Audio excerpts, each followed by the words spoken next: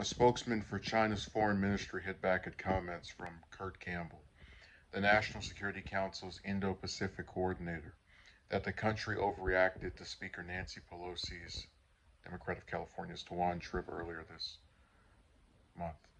It is clear that the U.S. is trying to defend the indefensible by applying a gangster logic and acting like a bully, said Foreign Ministry spokesman Wang Wenbin during a press conference Wednesday, according to transcripts. China has appeared to retaliate against Taiwan for Pelosi's visit through a number of means, including military drills in the Taiwan Strait and bans on key imports from the self-governed island. Campbell had said during an on-the-record press call last week that China has overreacted and its actions continue to be provocative, destabilizing, and unprecedented. Campbell said China's recent actions are fundamentally at odds with the goal of peace and stability and part of an intensified pressure campaign against Taiwan. Wang on Wednesday countered that it is the U.S., not China, that has undermined cross-strait peace and stability, alleging that Pelosi's trip undermined China's sovereignty.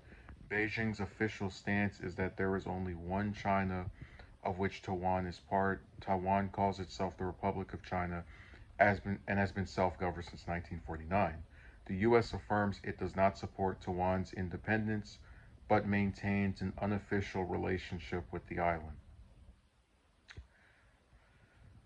Oh man, this is God. Campbell. No wonder the only Campbell I ever liked was the soup. China's recent actions are fundamentally at odds with the goal of peace and stability. Well, if we want to talk about goals that are at odds with peace and stability, how about having one of the highest ranking officials in your government go to a country that, to put it lightly, we don't have a good relationship with, and provoke a conflict for what was pretty much a press tour? She didn't make anyone's life better going over there. In fact, she actually, as Trump said, when he stated this, and I give him credit because I always give people credit when they say things that are correct, that if Pelosi went to China, or went to Taiwan, excuse me, she would just make things worse. And you can actually see this with the military drills and the ban on key imports that have only happened through the Chinese government after Pelosi went over there. But I agree with Wenbin about the U.S. Defending the indefensible. There was no reason for us to go over there into a region that we knew would stoke some kind of conflict with a higher power, with another world superpower. We tend to use our gangster logic because you know damn well if you had some U.S. island, let's say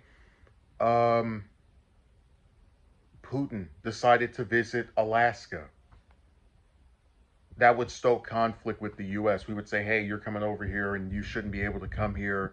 Why are you here? But when we do it to other countries, no problem whatsoever. So that's our gangster logic. That's our double standards.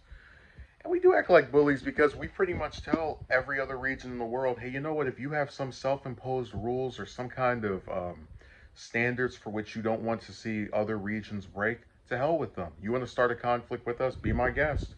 We can stoke up things. This whole saga was completely preventable, and Pelosi had no problem initiating it.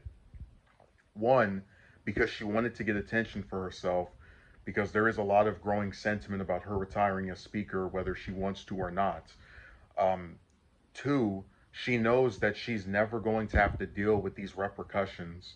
As in, the only people who suffered from her visit to Taiwan were people who actually live in Taiwan, not people who are on their little comfy jet and go back to their $1 million mansion and run for re-election every 2 years for the next 30 or 40 years. So I said, I agree with the Chinese government when they're correct about stupid things that we do, or that, when I say we, I mean the U.S. government does. And this is one of them. So I really hope that things get better for the people of Taiwan. And I'm sorry that American officials and the American government can't mind its own business. That seems to be a running gag.